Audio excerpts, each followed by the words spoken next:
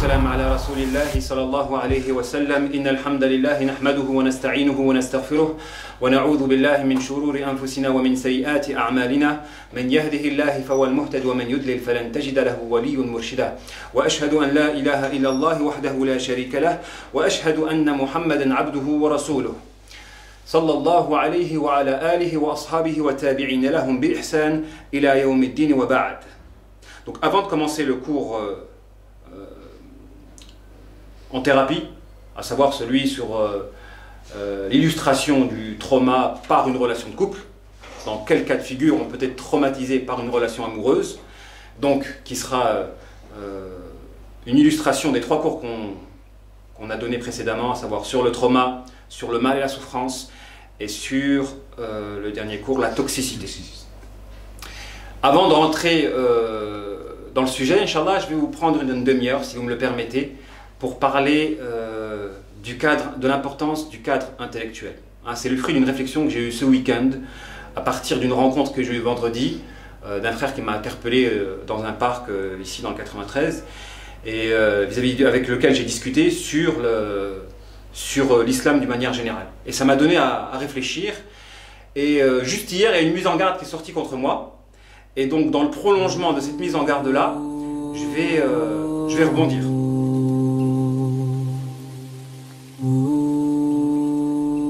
Mais à la base, moi, je ne suis pas quelqu'un qui m'attarde sur les mises en garde. Quand quelqu'un fait une mise en garde, voilà, je ne m'attarde pas trop, je mets de côté. Il n'y a pas de raison de faire exception pour cette dernière mise en garde-là. D'ailleurs, justement, je ne comprends pas pourquoi les gens relaient. Relayer une mise en garde, c'est faire preuve d'une laideur intérieure. À savoir, est-ce que la mise en garde est fiable ou pas fiable, etc. À partir du moment où vous relayez, il est probable que vous soyez des agents de la propagation du mal. Hein? Le prophète alayhi salatu wa salam, il disait Kafa bil mar'i ithman an yuhadditha bi kulli ma sami'a. Le hadith est rapporté par l'imam Muslim. Il dit il suffit pour le musulman de répéter ce qu'il entend pour être mauvais. Il suffit pour l'homme de répéter ce qu'il entend pour être mauvais. Donc tout ce que tu entends n'est pas nécessairement authentique. Alors pourquoi tu accordes du crédit? Et c'est vrai, il fait partie de la nature. Laide, les gens qui sont laids ont tendance à écouter, à porter attention aux paroles qui déshonorent. Ça, c'est un signe d'une maladie du cœur. Quand vous aimez bien écouter les discours moqueurs, les discours médisants, les discours de critique, ceci est un élément qui révèle que votre cœur peut être malade. On a besoin de construire, on n'a pas besoin de détruire. Cela étant, Inch'Allah, il y a un khair parfois à faire des mises en garde ou à répondre à des mises en garde.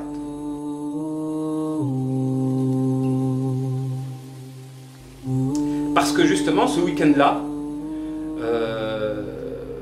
j'ai eu une réflexion qui a porté sur l'importance du cadre intellectuel. Moi et un frère, on discutait, et on disait, subhanallah, regarde, surtout les jeunes qui ne sont pas mariés, ils vivent une fitna, on approche de l'été. Hein, donc la fitna corporelle, il va avoir des tentations pour le corps, etc. Mais la fitna n'est pas que physique. La fitna, elle peut être spirituelle. Lorsque on commence à prendre du plaisir à faire des péchés, ou on commence à être insensible à faire du mal, là c'est une fitna spirituelle. Mais il existe aussi une fitna intellectuelle. Lorsque tu ne sais pas te positionner par rapport aux différents groupes qui se présentent et qui disent « nous sommes tous dans la vérité, les autres sont dans l'erreur ». Comment te positionner? Ça, c'est une fitna intellectuelle. Et moi, je crains plus la fitna intellectuelle que la fitna physique, bien qu'on rentre dans l'été. On vit une époque de fitna. Une fitna, ce terme-là, il a pour signification une période de trouble où on ne sait plus distinguer le vrai du faux. C'est-à-dire que c'est un effet de masse qui nous absorbe et qui annule nos postures individuelles. Une fitna à l'endroit d'une guerre, c'est quand il y a un effet de masse et que toi, ta posture individuelle, elle ne peut pas contrer l'effet de masse. Tu sais que c'est une tuerie, mais tu ne peux pas la bloquer parce que c'est un effet de masse. C'est un engrenage. Donc là, on peut parler de fitna. Quand l'effet de masse t'absorbe et annule ta posture et ton identité individuelle. On parle de fitna, c'est l'effet de masse qui absorbe. Tu ne peux pas résister. Hein. Donc la fitna intellectuelle, elle est fondamentale. Avant de commencer, Inch'Allah, je vais parler des conditions de la mise en garde.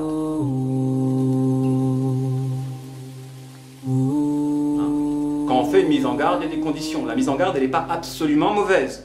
Parfois, il est utile de faire des mises en garde. 1. Quand un individu, ses inconvénients l'emportent sur ses avantages.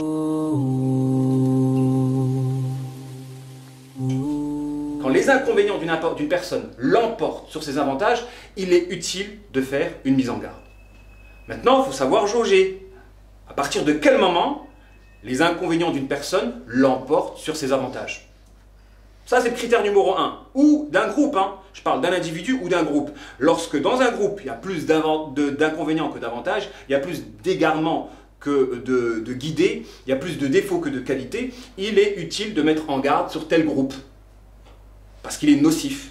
Donc que ce soit un groupe ou un individu, lorsque les inconvénients l'emportent sur les avantages, on tait les avantages et on met en évidence les inconvénients. Par contre, la voix des salaf, elle était connue, et ceci a été mentionné dans le bouquin du Cheikh Abdel Mohsin al-Abbad, qui fait partie des grands savants d'islam, rahmatullah alayh, et qui a écrit dans son livre Rifqan Ahl Sunnah bi Ahl Sunnah, une douceur que je destine aux gens de la Sunna et qui provient des gens de la Sunna, à savoir qu'il cite une parole de salaf qui mentionne que lorsque les avantages d'une personne l'emportent sur ses inconvénients, on fait table rase sur les inconvénients. Lorsque les qualités d'une personne l'emportent sur ses défauts, on oublie les défauts, on fait abstraction des défauts et des inconvénients. Ça, c'est l'attitude du croyant musulman. Personne n'est épargné par le défaut. Personne. Mais quand tes qualités l'emportent sur tes défauts, j'oublie tes défauts. Je ne fais plus mention de tes défauts. Ça, c'est l'attitude des salafs. Alors d'aujourd'hui, c'est le contraire. Tu as un défaut, je mets le doigt sur ton défaut et je fais abstraction de toutes tes qualités. Et ceci, on l'a vu dans les cours sur les troubles de la personnalité, qu'il fait partie des caractéristiques des personnes troublées dans la personnalité, que de focaliser sur le défaut et de faire abstraction de la qualité. Comme à l'endroit de ces mécréants qui renient Dieu en mettant le doigt sur le mal. Ils disent, si le mal existe sur terre, si Dieu existe, alors pourquoi le mal sur terre? Si Dieu existe, alors pourquoi le mal sur terre? Parce qu'ils n'arrivent pas à observer le mal à travers un regard absolu. Le mal, il peut être bien quand tu l'observes à travers un regard absolu, si grâce à lui, le bien existe. Et que l'on peut obtenir du mérite à faire du bien. Et si le mal est la conséquence d'un manquement, d'une faille, d'un péché, et que grâce au mal, il peut avoir une expiation, un pardon, une récompense, une élévation en grade. Donc quand on observe un être à travers une vue focale, on faute dans le jugement. Et fauter dans le jugement, c'est comme calomnier, c'est comme déshonorer, c'est comme mentir. Parce que tu décris une personne à travers une focalisation, et cette focalisation-là, elle n'est pas à l'identique du portrait réel de la personne. Donc, ça c'est une règle 1. Tu veux faire une mise en garde, d'accord. Mais la mise en garde, il faut que les inconvénients l'emportent sur les avantages. Si les avantages l'emportent sur les inconvénients, alors dans ce cas-là, montre à quel moment les inconvénients l'emportent sur les avantages. Donc si la personne veut faire une mise en garde contre moi, cherche dans mes écrits, dans mes livres, j'écris une vingtaine de livres, il y a plus de 350 vidéos qui sont postées, il y a plus d'1 millier d'articles qui ont été postés, trouve-moi 1, 2, 3 articles qui révèlent qu'il y a des erreurs qui sont grossières. Si tu fais une mise en garde, cherche les inconvénients. Cherche les inconvénients. Et s'il y a des inconvénients, mais bien sûr, je ne suis pas épargné de l'erreur. Tout être humain fait des erreurs. Mais si les erreurs sont minimes et ne représentent que 5 à 10% de tout un travail, telles les erreurs. Ou fais-moi une nasiha qui me permettra de les corriger. De les corriger. Ça, c'est important. Personne n'est épargné par l'erreur. Et à ce sujet-là, parce que le frère, je pense qu'il ne doit pas connaître un petit peu, les travaux en thérapie musulmane, en psychologie musulmane, ont été écrits sous forme d'une thèse en langue arabe qui a été présentée à des savants de l'islam. Donc ce n'est pas un individu qui vient du fin fond de la France qui va venir pour critiquer un travail alors qu'il y a des savants de l'islam qui ont déjà relu ces travaux-là. Donc si la personne est sincère, objectif dans sa mise en garde, apporte les éléments qui justifient ta mise en garde et qui justifient le fait que je suis quelqu'un de nocif, plus nocif que bénéfique. Ça, c'est le premier point. Le second point, une mise en garde doit s'appuyer sur une connaissance directe de la personne réfutée, parce qu'on n'apprécie pas quelqu'un à travers les on-dit.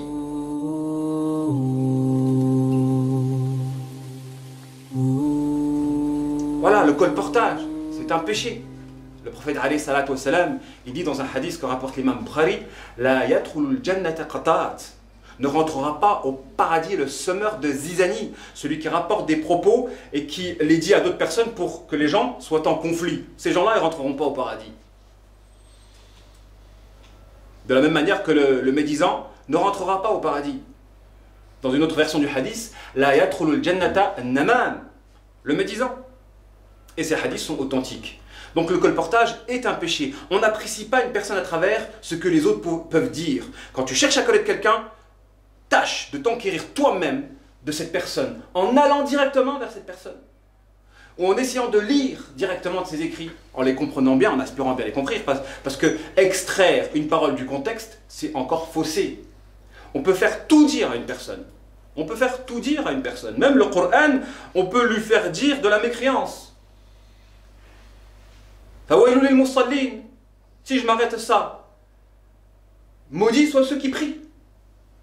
Si je prends ce verset-là, que le début, si je continue le verset, là, j'apporte une signification qui permet de comprendre. Donc, faire des coupures à l'endroit d'un discours, extraire un discours de son contexte, c'est encore une voie qu'utilisent les manipulateurs pour fausser un portrait, pour médire et calomnier. Donc on doit apprécier une personne à travers la globalité de son profil, à travers la lecture entière de ses travaux. Pas en extrayant une parole et en disant « telle personne a dit ça ». Oui, mais essaie de comprendre la parole à travers le contexte et la globalité du message. Hein. Ça, c'est le deuxième point. Le troisième point, il faut être sincère quand tu cherches à mettre en garde quelqu'un. Il faut que tu sois sincère. Qu'est-ce qu'on recherche à travers la mise en garde? On doit rechercher à protéger les musulmans de l'égarement et à élever la personne. Je veux l'aider à sortir de son égarement. Quand je fais une mise en garde ou quand je fais un conseil, une nasiha pour la personne, je lui veux du bien en réalité. Donc je dois être sincère. Quand je conseille quelqu'un, je dois le vouloir du khair. On ne cherche pas à rabaisser. Est-ce que vous acceptez le conseil d'une personne qui, à travers sa critique, aspire à vous rabaisser? Même si ce qu'il dit, c'est vrai, vous n'acceptez pas le conseil d'une personne orgueilleuse qui veut vous rabaisser. Donc il faut que vous soyez sincère quand vous conseillez quelqu'un. Et la sincérité implique que vous aspirez à élever la personne, pas à la rabaisser ou à la déshonorer ou à vous moquer d'elle. Ça, c'est le troisième point. Le quatrième point, une mise en garde en réalité doit viser des idées.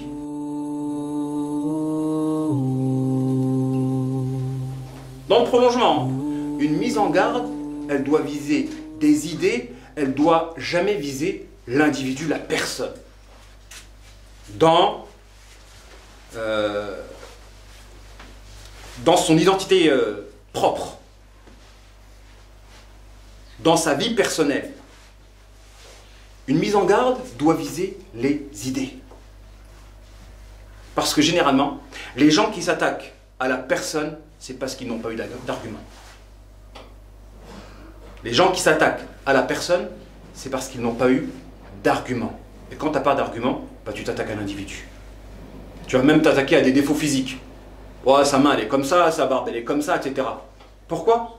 Parce que tu n'as pas d'argument. Tu ne peux pas t'attaquer aux idées. Donc c'est un signe d'une absence d'argument quand tu t'attaques à l'individu et tu ne t'attaques pas aux idées. Quand on fait une mise en garde, on doit s'attaquer aux idées, pas à la personne. Et donc dans le prolongement, la cinquième condition pour pouvoir faire une mise en garde, il faut que tu sois doté de douceur et de respect.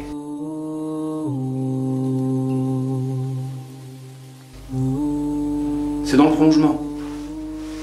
Si l'une des conditions de la mise en garde, c'est la sincérité, et c'est aussi l'action de viser les idées, et donc de ne pas chercher à rabaisser la personne, ou à la déshonorer, nécessairement, il faut que ta mise en garde, elle soit caractérisée par de la douceur et du respect. Tu dois respecter la personne qui est en face. Après, il y a des gens qui ne méritent pas le respect, c'est vrai. Il y a des gens qui ne méritent pas de respect. Et la meilleure manière de répondre aux gens irrespectueux, c'est de les ignorer. وعباد الرحمن الذين يمشون على الأرض هونا وإذا خاطبهم الجاهلون قالوا سلاما. Les serviteurs du tout miséricordieux, c'est ceux qui marchent humblement sur terre. Et lorsque les ignorants les apostrophent, ils disent paix. La meilleure manière de répondre à des gens qui font preuve d'un manque de respect, de déconsidération et d'un manque de douceur, c'est de les ignorer et de ne pas leur accorder d'attention.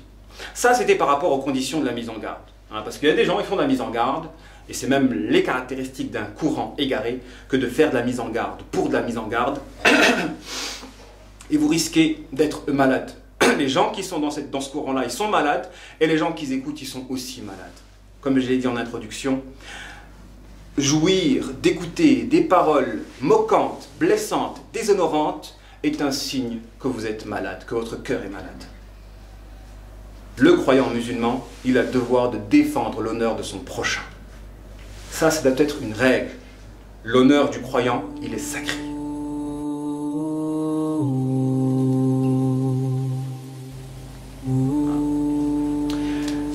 Pour rentrer dans le vif du sujet, par rapport à cette réflexion-là que j'ai eue, elle a commencé vendredi quand j'ai été intercepté par une personne qui m'a dit « Ah, c'est toi Mehdi qui fait des vidéos, etc. » J'ai dit « Oui, oui, oui. » Et après il m'a dit « Oui, tu as quitté le wahhabisme.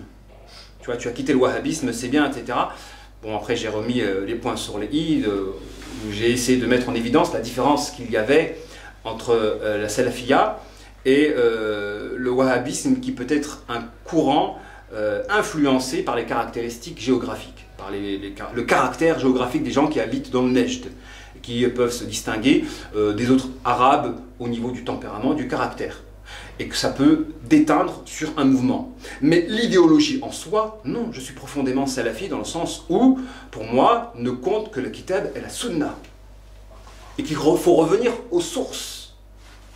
Cela étant, revenir aux sources doit se faire avec intelligence et compréhension, parce que la véritable science, c'est justement de comprendre.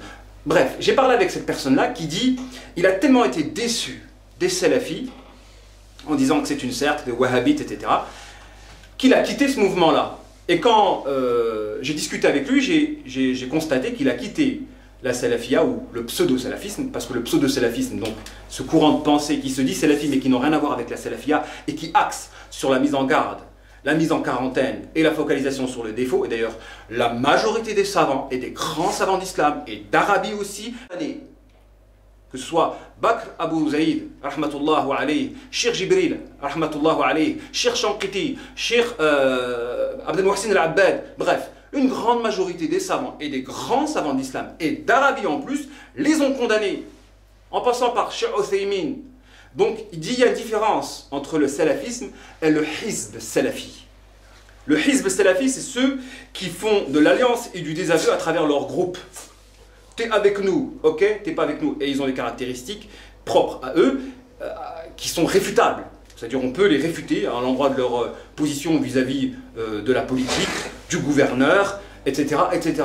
Donc le salafisme, il ne faut pas le limiter à un seul courant. À partir du moment où on dit on revient au kitab et la sunna, aux sources, déjà on rentre dans la salafia. Mettons à l'intérieur de la salafia, il y a de l'égarement parce qu'il y a plein de courants qui se revendiquent d'un retour aux sources, d'un retour pur aux sources. Donc le frère, il a été déçu par le mouvement. Mais c'est pas parce que tu as été déçu par des gens que tu vas t'écarter d'un mouvement. Ou tu vas essayer de comprendre en quoi ce mouvement-là est égaré. Donc il y a des gens, ils ont été déçus de telle personne, et comme ces personnes-là étaient des symboles d'un mouvement, ils ont tout renié le mouvement. Mais ils sont partis ailleurs. Et qu'est-ce qui se présente alors d'aujourd'hui sur YouTube? Hein? C'est le coranisme. C'est des gens qui s'expriment sur l'islam et qui n'ont aucun cadre intellectuel. C'est pour ça que tout à l'heure je parlais de l'importance du cadre intellectuel, et que c'est une fitna de ne pas avoir un cadre. Un cadre qui permet de réfléchir selon un bon référentiel. Parce que si tu n'as pas de cadre, tu peux prendre de n'importe qui. C'est-à-dire que ta personnalité, elle n'est plus cadrée. Tu prends de n'importe qui. Et si tu prends d'égaré, voilà, c'est la porte ouverte à l'égarement et à la perdition. Et vous avez des courants de pensée qui justement ont un cadre, et c'est le cadre du non-cadre. C'est-à-dire qu'ils vont te donner un cadre, et comment par ce cadre-là, tu t'éloignes du cadre. Vous avez déjà les coranistes, parce que le coranisme c'est un mouvement égaré qui considère que la seule source c'est le Coran, et donc que la sunna, il ne faut pas s'y référer, dans le sens où la parole du prophète et la parole d'un homme du XXe siècle, elle est équivalente. Donc, à travers cette lecture-là, tout le monde peut faire des fatwas. Donc c'est la porte ouverte à des milliers d'interprétations, à une infinité d'interprétations, à une infinité de voies. En gros, toutes les portes, tous les chemins mènent à Allah subhanahu wa ta'ala. Donc après, il y a des conséquences de cette doctrine-là. C'est tout le monde rentrera au paradis. Juifs, chrétiens, musulmans, voilà. Tout le monde va rentrer au paradis. Pourquoi? Parce qu'il n'y a plus de cadre. Donc le coranisme, c'est un mouvement qui casse le cadre. Ça va donner un cadre, le cadre du non-cadre. Et vous avez les moins égarés que eux, que les coranistes, parce que les coranistes ne sont même plus des musulmans. Hein, ils ne sont plus musulmans. Ils se sont fait arnaquer par Shaitan, qui à travers le Coran les a éloignés du Coran. Vous avez ce que j'appelle les talfiqistes. Le talfiq, c'est une notion qui renvoie à la base à cette manie de puiser des avis de différentes écoles de jurisprudence. Comme on le sait, il y a différentes écoles dans le droit islamique, et certaines personnes puisent d'une école, d'une autre école. Ils ne se fient pas à un cadre, à une seule école. Ils vont puiser de plusieurs écoles. Et il y a eu débat sur le talfiqisme. Est-il permis, pas permis, à quel moment c'est autorisé, à quel moment c'est pas autorisé, etc. Quoi qu'il en soit, si on prend ce terme et qu'on le développe dans l'absolu, il existe des gens qui n'ont de savoir que pour réfuter le cadre. Des gens qui n'ont de science que pour rechercher la dérogation. La science, elle est là pour t'aider à œuvrer. Elle n'est pas là pour t'aider à ne plus œuvrer. Et vous avez des gens, ils ont de la science, mais leur savoir ne sert qu'à vous servir d'argument pour arrêter d'œuvrer. Ce sont les spécialistes de la recherche, de la dérogation à travers leur science. C'est du talfiqisme extrême. Je ne vais pas citer de nom, mais en tout cas, ces gens-là, ils émergent sur Internet, sur YouTube. Des gens qui n'ont de savoir, et du coup, ça fait plaisir. Comme je l'ai dit dans les cours précédemment, méfiez-vous de ceux qui cherchent le courant de pensée qui confirme leur ego, qui confirme leur passion. À la base, nous ne serons véritablement croyants qu'à la condition que nos passions seront soumises à la révélation. La yu'minu ahadukum hatta yakunu hawah tabi'an lima ji'tu bih. Nul d'entre vous ne sera véritablement croyant tant que ses passions ne seront pas soumises à ce qui m'a été révélé, le prophète alayhi salatu wa salam a dit. Donc, un véritable croyant, c'est quelqu'un qui soumet ses passions à la révélation. Et pas le contraire. Vous avez des gens qui sont hypocrites dans leur relation avec Allah subhanahu wa ta'ala. Ils n'ont pas le courage de pratiquer l'islam et cherchent un prétexte à leur non-pratique de l'islam en cherchant le courant de pensée. Et ça, on l'a vu par rapport au mal. Attention, celui qui fait du mal et qui reconnaît que c'est mal, celui-là, il peut être sauvé. Mais celui qui fait du mal et qui cherche à justifier son mal, celui-là, il est perdu car c'est un péché iblistique. Iblis, il a essayé de justifier son péché. Et les gens qui font des péchés ou qui ne veulent pas adorer et qui tiennent à justifier cela, ben ils vont chercher le courant de pensée et vont puiser, ils vont frapper à la porte de qui? Des talfiqistes, ces gens-là qui n'auront de savoir que pour justifier la dérogation. Et à force de chercher les dérogations de l'islam, tu crées un nouveau courant, le cadre du non-cadre, le cadre de celui qui va t'éloigner du véritable cadre. Donc c'est pourquoi ce frère, il m'a fait un peu pitié, dans le sens où il a quitté un mouvement qui lui a apporté un cadre qui était certes égaré, pour un cadre du non-cadre, à savoir puiser le savoir des gens qui sont sur YouTube et qui disent tout et n'importe quoi, qui disent parfois essentiellement des paroles de mécréance. Messie Dajjal n'existe pas, tu as le droit de faire ça, tu as le droit de faire ça, tu as le droit de faire ça, etc. Tu peux faire fêter Noël, tu peux faire un dars sur l'importance du chien et sur l'amour du chien, tu peux faire un dars en disant qu'Allah est derrière le cochon, etc. Et ces gens-là, ils sont sur Internet, et ces gens-là, ils vont au Bourget, ils donnent des conférences, etc. Donc on vit une époque de fitna. Si on n'est pas armé en termes de science et surtout de cadre intellectuel qui nous permet de penser juste, on risque de se faire avoir par le diable, on risque de se faire avoir par des prédicateurs aux portes de l'enfer. Pourquoi? Parce que dans leur discours, il y avait quelque chose de séduisant pour mon ego, pour mes passions. Cherchez la vérité. Et pliez-vous à la vérité. L'islam n'est islam que lorsqu'on se plie et qu'on se soumet à la volonté. Il n'y a plus d'islam quand tu adaptes l'islam à tes penchants. Il n'y a plus de soumission. C'est l'islam qui devient soumis à toi. Et donc toi, tu deviens adorateur de ton ego. Et ton ego devient une divinité. L'islam n'est islam que lorsque l'on se soumet. Donc il faut quelque chose de difficile. Il faut qu'il y ait ce sentiment de peine, d'épreuve, d'effort à surmonter, de la difficulté. Vous allez voir des gens, ils vont vous dire c'est bon, le ramadan c'est un peu difficile, khalas, ne jeûne plus.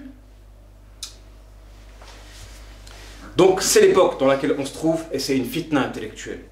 Et bien plus grave que la fitna physique, la fitna intellectuelle, elle menace la communauté musulmane et spécialement à notre époque où tout le monde s'exprime sur l'islam. Vous avez des gens, ils boivent de l'alcool et ils s'improvisent moufti sur internet. Et vous avez son alcool à côté. Ah oui, coranisme. Hein, c'est un fléau. Et c'est pourquoi, et ce frère-là, il est même parti justifier en disant la vérité, on l'apprend de n'importe qui, même de Shaitan. Et il cite un hadith. Le prophète, alayhi salatu wassalam, il a dit une vérité, mais c'est un menteur, à propos de Shaitan. Et lui, il s'appuie sur ça pour dire, bah, la vérité, j'apprends de n'importe qui, même du diable. Donc même son argumentaire, il essaye de l'établir afin de justifier son cadre, le cadre du non-cadre. Il faut savoir que notre prophète, alayhi salatu wassalam, a dit dans une tradition que rapporte Bukhari et Muslim,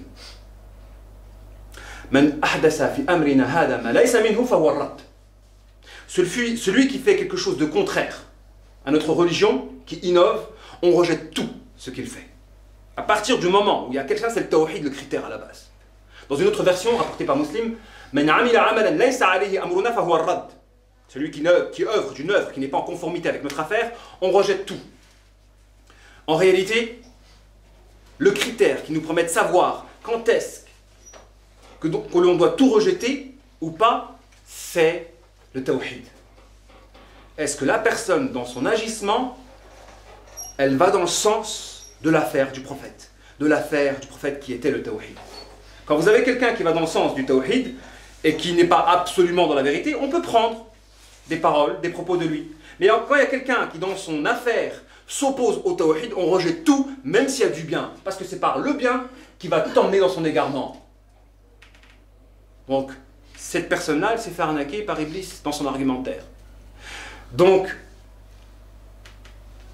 vendredi, quand j'ai rencontré cette personne, je me suis dit, subhanallah, parce qu'on peut puiser du khayr de n'importe quelle personne.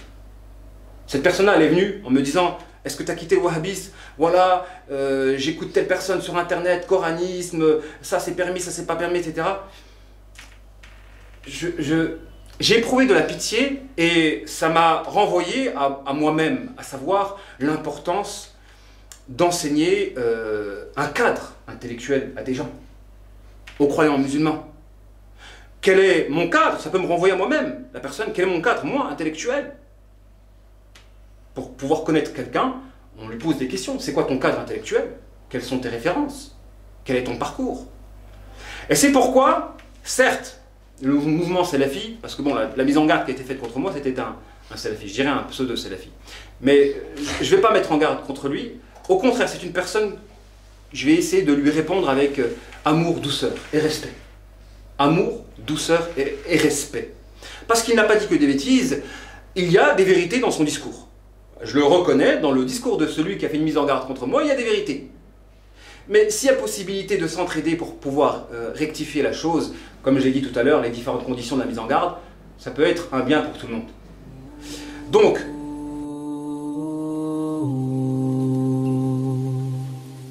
le salafisme, moi j'y étais dedans à ses débuts, là où il y a eu un boom du salafisme en France, c'est-à-dire dans les années 2000. 2000, 2001, fin des années 90. Et là, c'était vraiment tout le monde. Il y avait vraiment une grande masse de salafis, etc., etc., etc.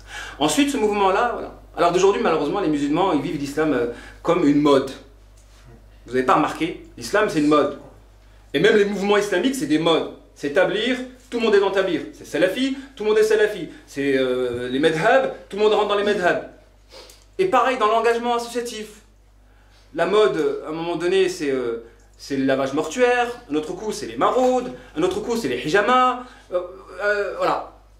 Comme si l'islam, c'était une mode. L'islam, c'est pas une mode. L'islam, on ne doit pas être musulman comme ça, et après je change, il me faut une autre activité, je vais faire des vidéos, l'islam cinématographique, on évolue comme ça. En gros, il faut toujours... non, l'islam, c'est pas une mode, l'islam, c'est stable, c'est fixe. Normalement, dès qu'on comprend le véritable islam, on reste accroché à cette voie-là, c'est un challenge. Toute notre vie doit être dessinée à travers cet objectif-là, à savoir le tawhid. Quand on n'a pas le tawhid, l'islam peut devenir une mode. On peut même être affecté par ce que j'appelle ce shirk culturel.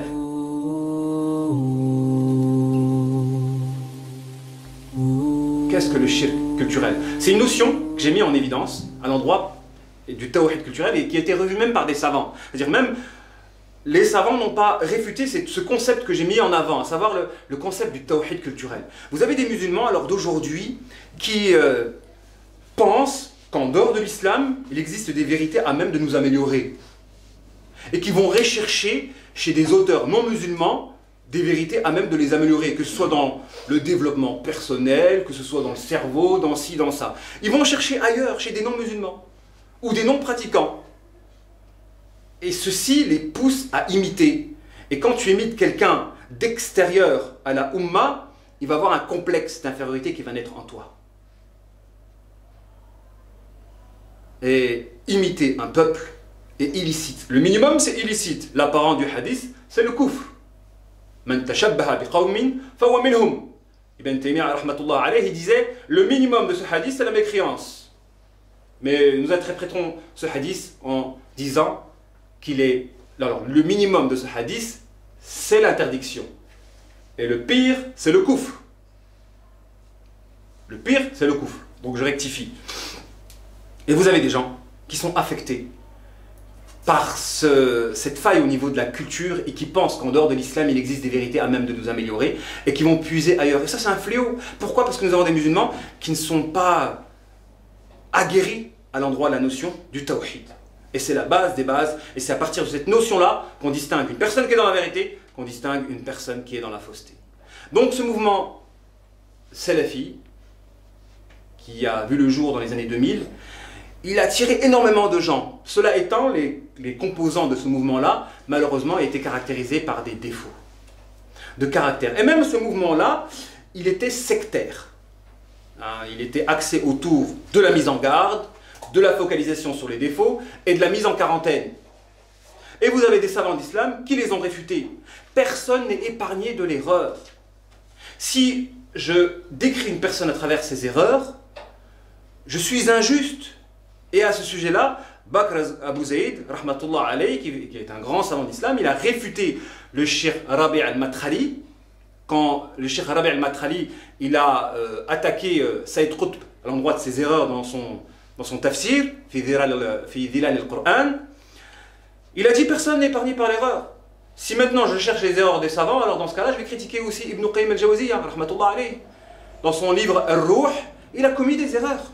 Mais c'était au début. Quand il commençait à écrire, etc., il a commis des erreurs. Donc si on suit une personne, c'est clair que son niveau au début n'est pas le même qu'à la fin de sa vie, à la fin de son parcours.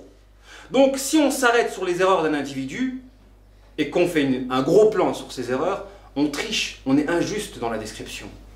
Et ça, c'est la voie du diable. Le diable, il est connu pour ça. Et ça, c'est la voie des gens qui iront en enfer. Le prophète, alayhi salatu wassalam, il a dit que la majorité des gens qui rentreront en enfer, c'était les femmes. Pourquoi? Yakfurna. Yakfurna al-ihsan. Ou yakfurna al-ma'ashir. Il y a de l'ingratitude vis-à-vis de la bienfaisance. C'est-à-dire que le mari, il va faire du bien toute sa vie, et il va faire une erreur une fois il va faire une erreur. Ma fa'alta khayran qat. La femme, elle va dire. Parce qu'il a fait une erreur, la femme, elle va renier tout le bien qu'il a fait. À cause de ça, elles vont aller en enfer. Donc une personne qui est injuste dans le jugement de quelqu'un parce qu'il fait une fixation, une focalisation sur son défaut en faisant abstraction des qualités qui sont dominantes, elle est en train d'emprunter la voie qui mène en enfer. Donc si vous avez un mouvement qui repose sur cette doctrine, sur cette méthodologie, c'est un mouvement égaré. Donc il y a plein de gens qui ont quitté ce mouvement-là. Il y en a plein. Il y a soit les gens qui ont quitté ce cadre-là pour le non-cadre, les coranistes, les talfiqistes, etc. Et vous avez les gens qui ont quitté ce courant-là pour un autre cadre.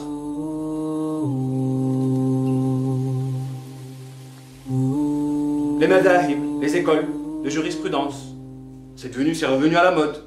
Je suis malikite, je suis hanafite, je suis hanbalite. Ou des courants de pensée proches du salafisme, c'est-à-dire un retour aux sources, mais qui n'a pas les défauts du salafisme. Il y en a plusieurs, j'ai pas envie de les citer.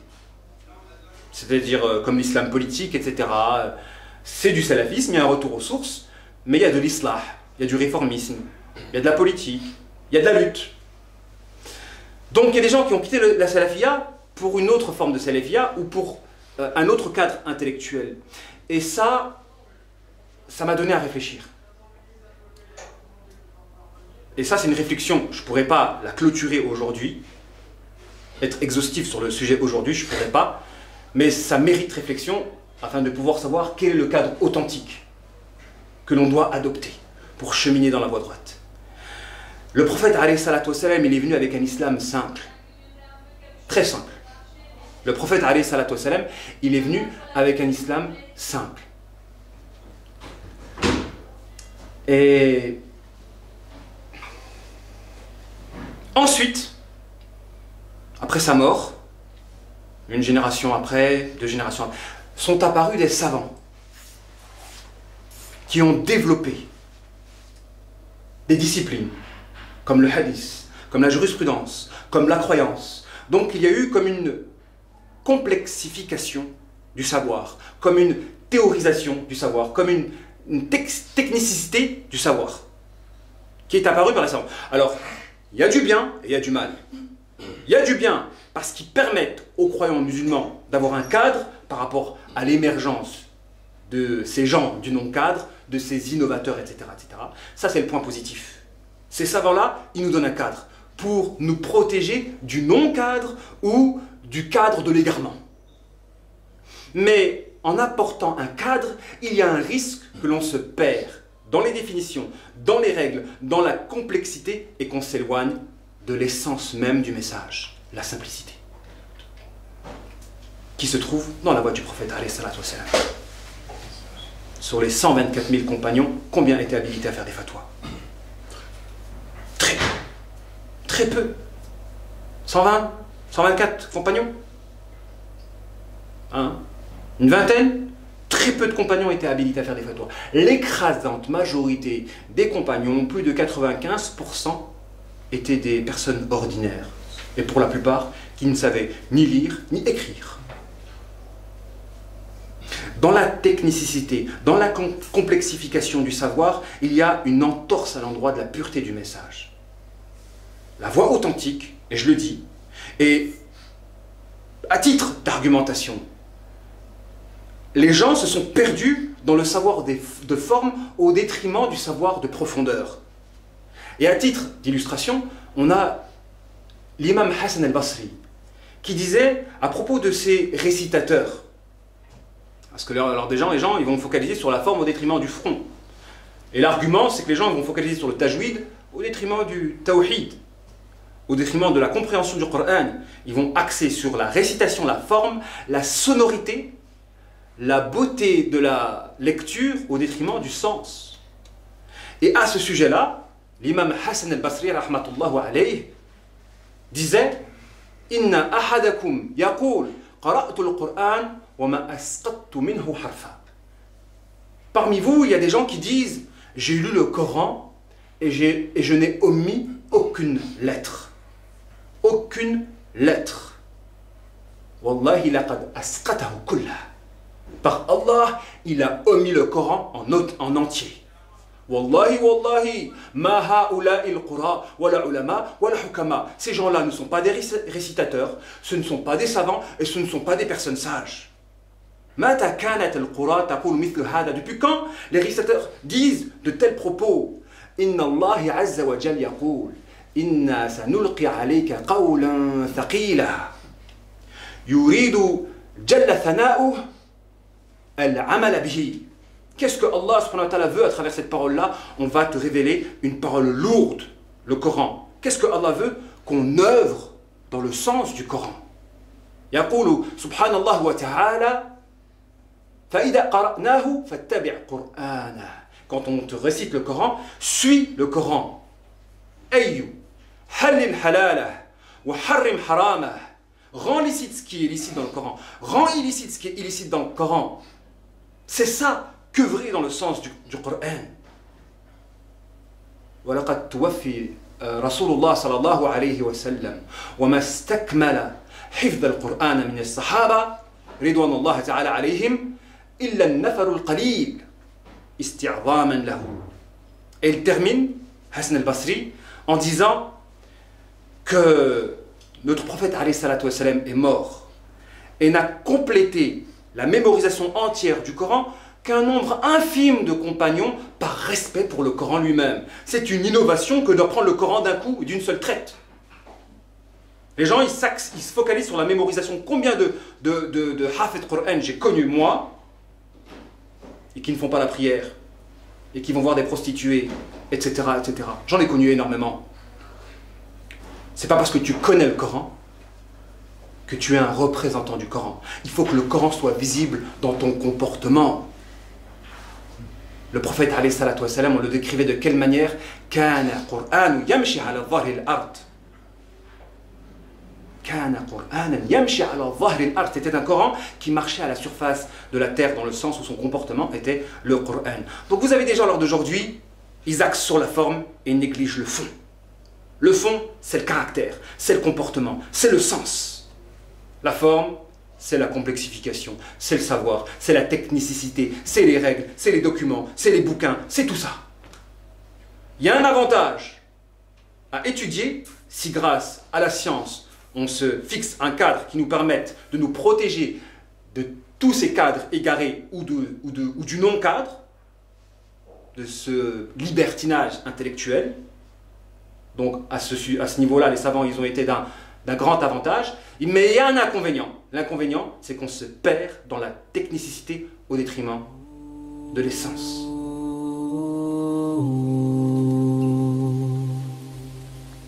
Personnellement, pour moi, le mouvement authentique est un mouvement qui ambitionne de mettre en œuvre le tawhid en calquant la voie du prophète alayhi salatu wa salam.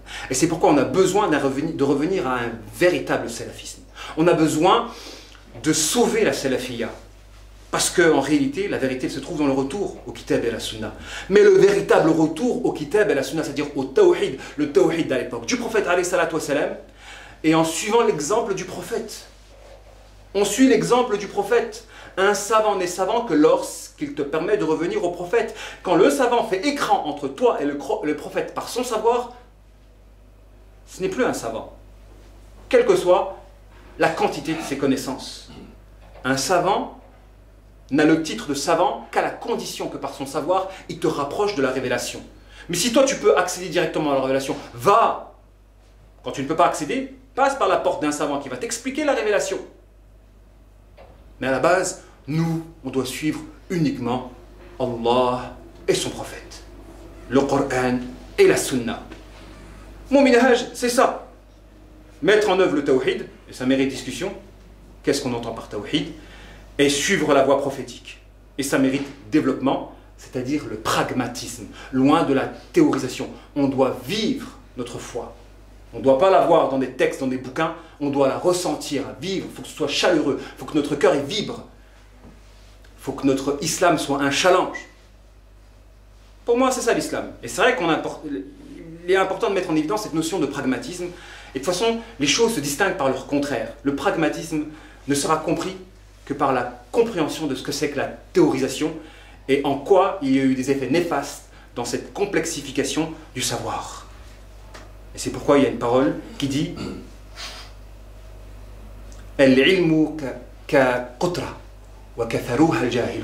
la science est comparable à une goutte, c'est les ignorants qui l'ont complexifiée. La science est comparable à une goutte Et c'est les ignorants qui les ont complexifiés. Quand on fait du dhikr, quand on dit la ilaha illallah, la ilaha illallah, la ilaha illallah, il ne faut pas que nous on se limite à la prononciation d'une parole de forme qui est dénuée, dépourvue de signification.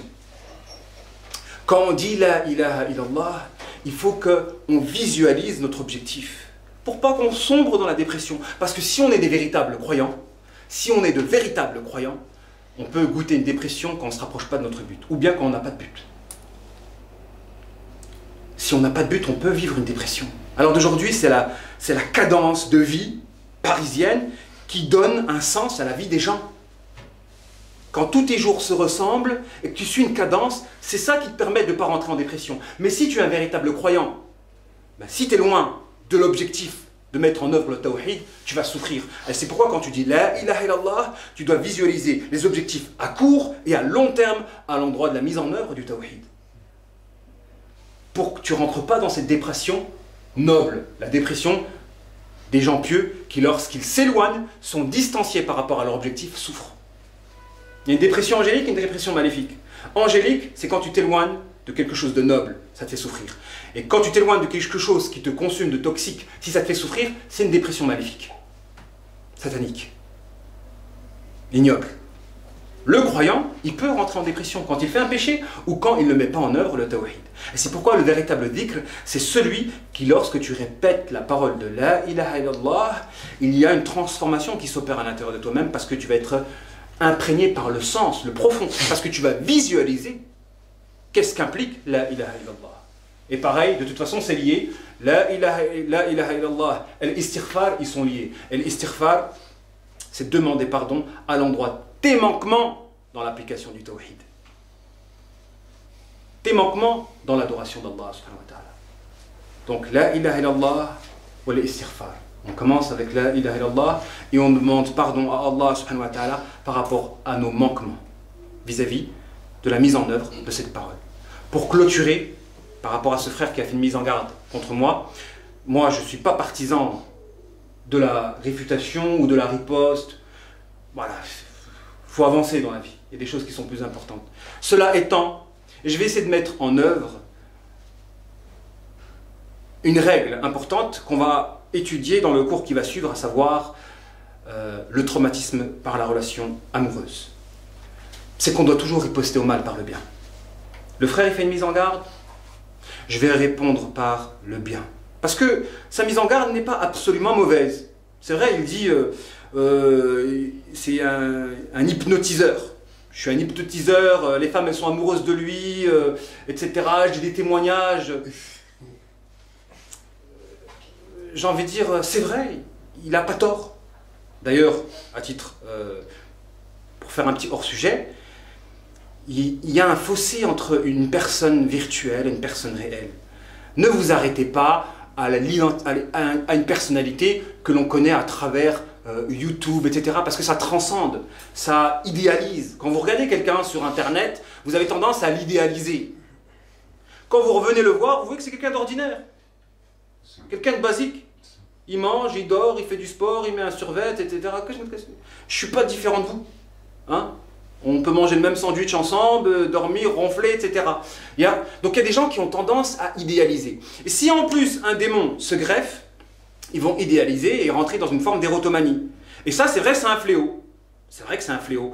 On ne vient pas apprendre un savoir pour créer un mouvement de groupie. Les musulmans prédicateurs, maintenant, c'est devenu des stars, les gens ils craquent sur eux, etc. Et à ce niveau-là, il n'a pas tort. Il y a un mouvement, les sœurs, et il suffit qu'un prédicateur il soit beau, ou il s'exprime bien, je tombe amoureux de lui, etc. C'est quoi ça? Je vous dis, alors d'aujourd'hui, les gens vivent l'islam comme une mode. Khalas. Que ce soit clair, d'ailleurs, pour faire plaisir aux frères, je ne suis intéressé par aucune sœur qui viendrait parce qu'elle aura été séduite par mon discours, etc. Que ce soit clair à ce niveau-là. Parce que généralement, une personne qui est intéressée par quelqu'un, moyennant ces canaux-là, c'est souvent, ils sont impulsés par le diable. Et il y a une arnaque derrière. Donc c'est pas beau signe. C'est pas bon signe de répondre positivement à une demande en mariage ou autre par une personne qui a été admiratif d'un profil à travers le web. c'est souvent un piège. Je suis bien placé pour le savoir. C'est notre domaine, le profilage. Donc, est-ce que je suis un manipulateur qui utilise mon grade? Non, je ne veux pas de tout ça. Je n'en veux pas. À la rigueur, si j'étais quelqu'un qui utilisait mon savoir pour pouvoir réaliser des intérêts perso, oui, là on pourrait dire que c'est un arnaqueur, un escroc, etc. Toutes les thérapies qu'on fait, elles sont gratuites. Toutes les thérapies. Et s'il y a des dons, ça revient à la structure. Donc moi, je ne suis pas salarié. Et je ne fais pas de choses payantes. Tous les cours qui sont donnés sont... Parce qu'il dit, le gars il s'enrichit sur ses séminaires en les rendant payants, etc.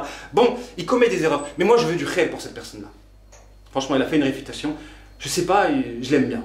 Je l'aime bien, ce frère. Franchement, il faut le faire. Hein. Quelle sagesse. Non, mais franchement, je l'aime bien. Même s'il fait une mise en garde. C'est pas comme d'autres personnes. Il y a d'autres personnes, ils ont fait des mises en garde. Franchement, il y avait de la négativité. On est tous passés par la salafia, etc. Après, ça dépend des mots. Moi, ce que je conseille à ce frère-là, je le conseille parce qu'il y a une différence de niveau entre les salafis qui font des réfutations construites et profondes et qui visent des argumentaires.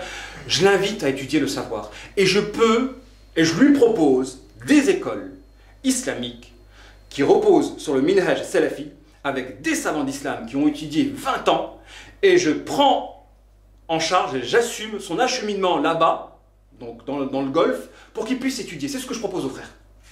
Je lui dis, reste dans la salafia, mais deviens un vrai salafi. C'est ce que je conseille aux frères. Je réponds au mal par le bien. Il fait une mise en garde contre moi. Moi, je lui dis, Akhi fillah, je t'aime fillah, je veux ton bien. J'espère que tu ne vas pas t'enorgueillir si je te parle comme ça, parce que mon but, c'est pas de te rabaisser. Je te propose sincèrement, et je vais t'orienter vers des écoles, parce que j'ai des contacts, et des savants qui sont véritablement salafis. Je vais t'orienter là-bas, je vais te trouver des écoles où tu n'auras pas à payer, tu auras juste à payer ta nourriture, logement, tout ça compris. Je te propose ça. Voilà, c'est ma réponse à sa mise en garde. C'est ma réponse. Et on doit, et on le verra dans le cours qui va suivre, agir de la sorte dans les relations amoureuses à l'endroit du conjoint qui nous fait du mal. Répondre au mal par le bien. C'est une vertu. Franchement, quand on étudie cette vertu qui caractérisait notre prophète, alayhi salatu wassalam, on ne peut qu'admirer et aimer davantage notre prophète, celui qui se caractérisait par excellence par cet attribut-là, de répondre au mal par le bien. C'est dur, c'est très difficile. Quand les gens ils cherchent à vous faire du mal, de répondre par le bien, c'est très difficile. Il y a des gens, ils ne méritent pas qu'on leur réponde par du bien. Si ton bien, j'appelle ça le traumatisme angélique, parce qu'on a parlé de traumatisme maléfique, mais il y a un traumatisme angélique. Quand tu as quelqu'un, tu lui as fait du mal, et lui répond par le bien, waouh, ça te traumatise. Isa alayhi salam, Jésus était comme ça, on le faisait du mal, et il répondait par du bien. Son visage était immaculé par le sang. Il disait pardonne à mon peuple, ils sont ignorants. Subhanallah, ceci est le comportement des prophètes, ceci est le comportement des croyants. Inch'Allah, donc j'espère que ce frère-là me contactera en privé et je l'aiderai à étudier profondément les sciences religieuses, Inch'Allah, afin qu'il puisse être un véritable salafi. Et je lui demande de rester salafi et je travaillerai, Inch'Allah, prochainement à développer la salafia authentique, le retour aux sources authentiques, c'est-à-dire le tawhid, et la véritable sunna, c'est-à-dire le retour à la vie du prophète alayhi salatu wassalam, dans la mise en pratique du tawhid. Wassalamu alaikum wa rahmatullahi ta'ala wa barakatuh. Désolé si je vous ai pris un peu de temps pour cette parenthèse-là, c'était juste pour illustrer une réflexion que j'avais eue et en même temps je la posterai, elle servira de réfutation à ce frère.